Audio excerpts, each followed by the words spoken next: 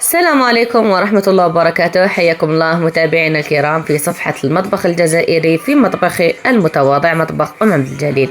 وصفتنا لنهار اليوم هي وصفة طبيخة، يعني الموسم تاعها راه البرد والشتاء، محرحرة حمرا الله الله. نروح مباشرة للمقادير وكيفية التحضير على بركة الله. عندي هنا كيلو فول كنت نقيته، 3 سنين الثوم، عندي 3 حبات قرنون كنت نقيتهم وهنا راني نفرغ فيهم بالشكل اللي راكم تشوفوا فيه بالسكين. عندي كذلك ربطة قزبر والتوابل بطبيعة الحال.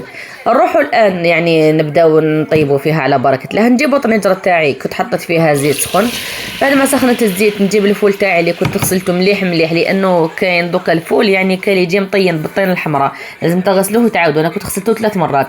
عندي هنايا توم تاعي بعد ما نقيته قطعته شرائح، حطيت مع هذاك راس الحار فلفل قناوة. اللي ما يحبش الحار يقدر يستغنى على هذا الحار، يعني هذه ترجع لكم كل واحد واش يحب. ايضا درت له حوالي ملعقه ماشي مملوءه تاع الملح ودرسته مليح. بعد ما هنا الفول تاعي كملاحظه كي تحطوه يتقلى ما ديروا له لا ملح لا توابل، يعني خلوه وحده في الزيت يتقلى حتى اللون تاعو يتبدل ويطلق لكم الماء كما راكم تلاحظوا. بعد ما يتقلى لي الفول مليح مليح ولونه يتبدل كما راهو باين في الصوره، نجيب الجلبانه تاعي كنت شريت انا 100 دينار، نحط القزبر يعني نحط كميه معتبره تاع القزبر، نحط فلفل الاحمر العكري الحلو، نحط الدرسه تاعي اللي كنت درستها يعني الثوم والحار اللي كنت درستهم مع بعضهم، فلفل اسود وكمون فقط. انا بالنسبه يعني التوابل في الطبيخه نستعمل فلفل اسود وكمون فقط، ما نحبش نتفلسف فيها، يعني كاين شي مواكل يعني ما يحبوش الاضافات، فانا نستعمل فلفل اسود وكمون فقط. الزيت ملاحظه كذلك نستعمل يعني كميه معتبره، درت 8 مغارف حتى 9 مغارف، يعني الطبيخه معروفه انها تجي مزيته وتحب الزيت. بعد ما قليت كلش مع بعضه وكنت يعني خلطهم مليح مليح، نجيب ملعقه تاع طماطم وصباره تكون مملوءه مليح، كذلك نخليها هي ثاني تتقلى مع الخضره تاعي. بعد ما تتقلى لي مليح مليح يعني نخليهم حوالي 10 دقائق باش نجي نضيف الماء تاعي. بالنسبه للماء ما نضيفوش كميه كبيره، يعني نضيفو كميه قليله فقط على بيد ما توصل للاعلى تاع الخضر، معذره يعني حتى ما توصل للخضره تاعنا، نقولوا حوالي 2 كيسان ونص فقط.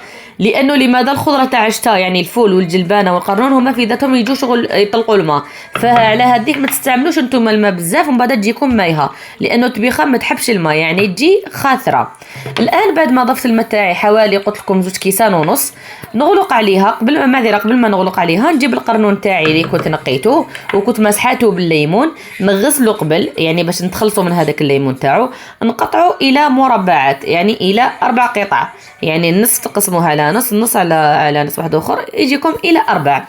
نحطوهم في من الفوق هكذايا، وما تخافوش ما ماهوش مغطي بالماء، يعني راح يطيب لانه كما قلت لكم هو يعني في طبيعته فيه الماء، ولما تبدا الان تغلي وكذا راح تهبط هذيك الخضره ويهبط كذلك القرنون للداخل ويطيب لكم. الماء استعملوه كيما راكم تشوفوا راني موضحه، انا هنا ما ضفت كاع الماء يعني خليتها طابت، بعد ما طابت طفيت عليها. نغطيها ونخليها تاخذ عقلها في التجمار وطياب تاعها.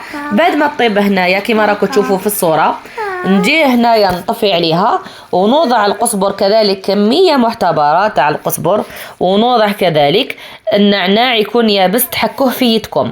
والاشخاص اللي ما تحبش يعني تستعمل نعناع ولا يعني تقدر تستغنى على هذه يعني المرحله، ولكن كنصيحه طبيخه لازمها القزبر والنعناع باش تجيكم هذيك الريحه الله الله وتجيكم البنه الله الله. هنا كيما راكم تشوفوني مطفيه عليها، شوفوا المرقه باللي راهي قليله يعني جات مجمره الله الله. قدمتها في طبق تقديم تاعي، رشيتها برشه تاع قزبر.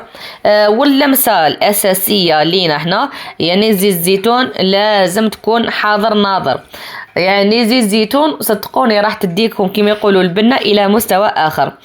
هذه وصفتنا لنهار اليوم، طبيخة مجمرة يعني الله الله بالفول والجلبانة والقرنون. نتمنى تجربوها وتخلوا لي تعليقاتكم، ما تنسوش متابعة للقناة فضلا. دمتم في رعاية الله والسلام عليكم.